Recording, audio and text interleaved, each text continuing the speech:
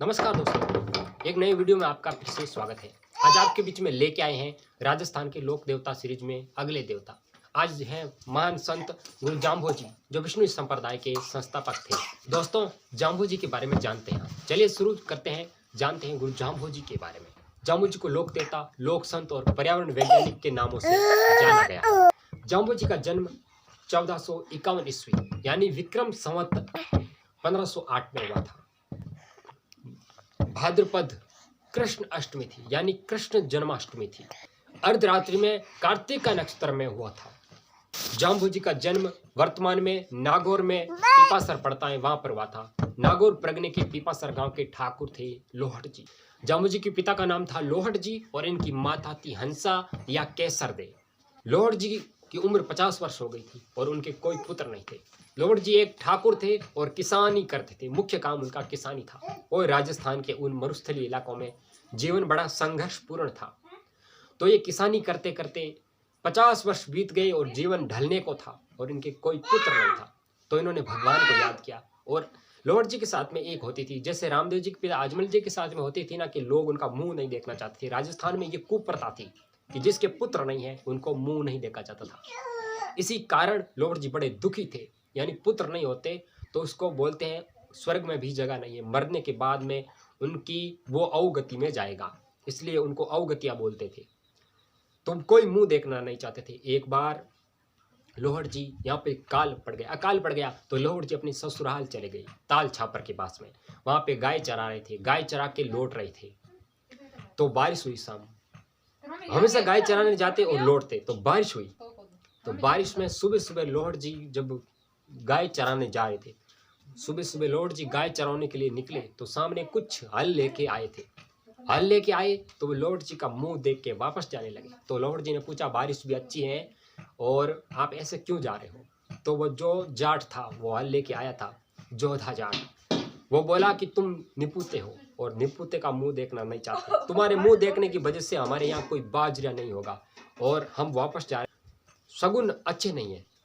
मारवाड़ में एक परंपरा है कि शगुन बोलते हैं, उसमें मन में एक जैसे कोई बिल्ली रास्ता काट लेती है, इस तरह की ये परंपरा चलती है। इसी तरह किसी का मुंह देखना अच्छा नहीं माना जाता है। तो बोला हमें मुंह देखना अच्छा नहीं लगा और आज हमारे खेत में वो हुई बाजरी नहीं होगी। तो लोहट जी बड़े दुखी हो गए और भगवान की भक्ति करने के लिए निकल गए। हंसा को कह के निकल गए कि मेरा पुत्र नहीं है, यदि तो मुझे भगवान पुत्र देगा और नहीं तो मैं मर जाऊंगा। इसी के भाव से भगवान की भक्ति करने पास में इलाके में चले गए और भगवान की भक्ति करने लगे। कहते हैं एक बार भगवान विष्णु उनकी परीक्षा लेने के लिए प्रसन्न हो गए। जैसे ही वो लोहट जी गया चराते थे, भक्ति करते थे, तो एक बार भगवान विष्णु योगी का भेष धारण करके वहां पे आए और बोले, ये पास में बच्ची खड़ी है, इसका दूध ला के दो। तो लोहट जी ने बोला, ये तो बच्ची अभी ब्याही नहीं है, तो ब्याही बिना दूध होगा कैसे? तो बोला, तुम ला के तो दो, मुझे इसी गाय का दूध पीना है। तो लोहट जी जाते हैं और वो गाय का दूध खिलाते हैं उस छोटी बच्ची को, दूध निकल जाता है। लोहट जी पीते हैं, वो साधु भी पीते हैं और बोलते हैं, उस टाइम भगवान ने कहते हैं आशीर्वाद दिया लोहट जी को कि तुम घर जाओ, हंसा को ये खबर सुनाओ कि मैं तुम्हारे घर पे अवतार लूंगा। तो लोहट जी वहां से वो भक्ति पूर्ण हो जाती है और घर पे आते हैं, माँ हंसा के पास में आते हैं। उससे पहले ही वो साधु रूप में भगवान हंसा के पास में भी आता है। हंसा अपने सखियों के साथ में बैठी बात कर रही होती है, तो वो साधु आता है। तो हंसा सोचती है कि मेरे भी ऐसा पुत्र हो, अच्छा सा साधु, ये पुत्र साधु बन गया, अच्छा सा पुत्र साधु बन गया, और मेरे पुत्र होता तो मैं इस तरह साधु नहीं बनने देती। उस समय वो भगवान हंसा के पास में वो पुत्र लालसा की कामना लेके आते हैं। लोहट जी घर पे आते हैं और 9 महीने बाद भगवान का जन्म होता है। जाम्बो जी जन्म से अजीब तरह से थे, लोगों के साथ में अजीब तरह के व्यवहार से, लोग उनसे ज़्यादा घुलते मिलते नहीं थे, वो लोगों से अलग रहते थे। कहते हैं जाम्बो जी जन्म से ही अजीब तरह से कई पर्चे दिए। बाबा रामदेव जी ने जैसे पर्चे दिए वैसे कई पर्चे दिए लोगों के बीच में। एक चमत्कारिक व्यक्ति थे जाम्बो जी। जन्म से लेके 7 वर्ष तक कुछ नहीं बोले। फिर एक बार इधर मारवाड़ में एक भोपा परंपरा, यानी ये टोने टोटके वाली परंपरा भी थी। तो उस परंपरा में लोहट जी एक भोपा को लेके आए, एक पुरोहित को लेके आए और जाम्बो जी को बुलवाने के लिए। तो 7 वर्ष की आयु थी। तो वो पुरोहित अपनी टोटके कर रहा था। उस समय जब जाम्बो जी को बिठा के, कहते हैं कि बिठा के बोलना चाहा, तो जाम्बो जी ने उनको उत्तर देते बोला कि गुरु को पहचान, ओम गुरु चिन्हो गुरु चिन्हे, यानी गुरु को पहचान, ये शब्द बोला। आज भी जाम्बोजी बिश्नोई की शब्दवाणी में ये शब्द उनके शब्दवाणी में लिखा हुआ है। जाम्बोजी ने 7 वर्ष बाल्यकाल अवस्था में बिताए, यानी मौन रहे, गूंगे रहे, बोले नहीं। फिर पुरोहित के लाने पे बुलाए और फिर वहां से आगे गाय चरानी शुरू कर दी। तो चमत्कारिक कई चमत्कार दिखाए गांव के लोगों को।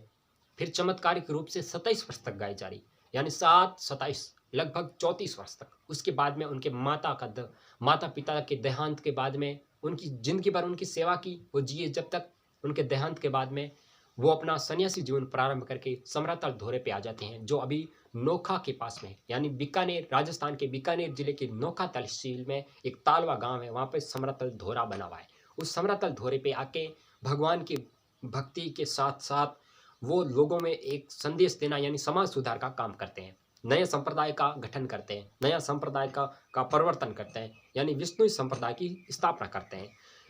विक्रम संवत 1542 और सन 1485 में जाम्बोजी ने विष्णु संप्रदाय की स्थापना की। विष्णु संप्रदाय में उन्होंने सभी जातियों से, जो संप्रदाय में आना चाहते थे, सभी जातियों के लोगों को लिया। उन्होंने ऐसा नहीं किया कि इस जाति के लोगों को नहीं लूंगा। वो खुद राजपूत समुदाय से थे और विष्णु संप्रदाय का नया संप्रदाय किया। जाटों, राजपूत, बनिए, जो भी मुसलमान, जो हिंदू धर्म के अलावा से भी बहुत लोगों को विष्णु संप्रदाय में लेके उनको शुद्ध करने का प्रयत्न किया। उन्होंने 20 और 9 नियम बताए, जिसमें नशा छुड़ाना, नशा न करना, झूठ न बोलना, चोरी न करना, बकरा न काटना, मांस मदिरा का सेवन न करना। इस तरह समाज को ऊपर उठाने की बातें की। वृक्षों की सेवा करना, जीव दया पालना। उस समय राजस्थान में बाहरी आक्रमण हो रहा था और लोग भ्रमित हो रहे थे, अपना रास्ता भटक रहे थे। हिंदू धर्म के जो पवित्र, मतलब हिंदू धर्म के पवित्र परंपराओं से लोग भटक रहे थे, यानी कई परंपरा के नाम पे कुरीतियां चल रही थी, उनको सुधारने का काम किया। उनमें सुधार के एक अच्छा समाज बनाने की कोशिश की जाम्बोजी ने। आज विष्णु संप्रदाय एक अच्छी पहचान रखता है, वृक्षों के लिए, जीव दया के लिए, वृक्षों के लिए बलिदान, जीव दया के लिए, हिरणों के लिए शहीद होते हैं विष्णु संप्रदाय के लोग। आपने खेजड़ली की घटना सुनी होगी, जिसमें 363 विष्णु शहीद हुए थे। वो विष्णु संप्रदाय जाम्बोजी के अनुयायी थे, यानी महाराजा अभय सिंह ने अपना किला बना रहे थे। महाराजा अभय सिंह, उन्होंने आदेश दिया कि चूना पकाने के लिए पास में गांव में जाओ और वृक्ष लेके आओ। तो खेजड़ली गांव जोधपुर के पास में पड़ता था। उनके सैनिक गए और वृक्ष काटने लगे, तो गांव के लोगों ने मना किया। मना करने के बाद भी काटा, तो उन्होंने अपना सर देके, यानी अमृता देवी विष्णु के नेतृत्व में अपना सर कटा के 363 लोग सर कटा के वो अपना बलिदान दिया, वृक्ष नहीं काटने दिए। ये घटना भी जाम्बोजी के अनुयायियों की है। तो दोस्तों, इस प्रकार के एक समुदाय की स्थापना जाम्बोजी ने की। सन 1536 में जाम्बोजी ने अपना जीवन, नश्वर शरीर को त्याग के, लालासर गांव पड़ता है, वहां पे जाम्बोजी ने 1536 में अपना नश्वर शरीर त्यागा। जाम्बोजी को समाधिस्थ जहाँ किया गया वो है तालवा गांव, नोखा तहसील के तालवा। अभी उसको मुकाम या तालवा कहते हैं। वहां पे जाम्बोजी का ताजमहल की टाइप का बड़ा मंदिर बना हुआ है। उसी के पास में समरातल धोरा पड़ता है। इस तरह जाम्बोजी बहुत सारे जगहों पे घूमे, धर्म प्रचार किया और महान संत थे, महान विचारक, महान पर्यावरण वैज्ञानिक भी कहा जाता है उनको। तो दोस्तों, फिर मिलते हैं एक नए वीडियो में, तब तक के लिए धन्यवाद।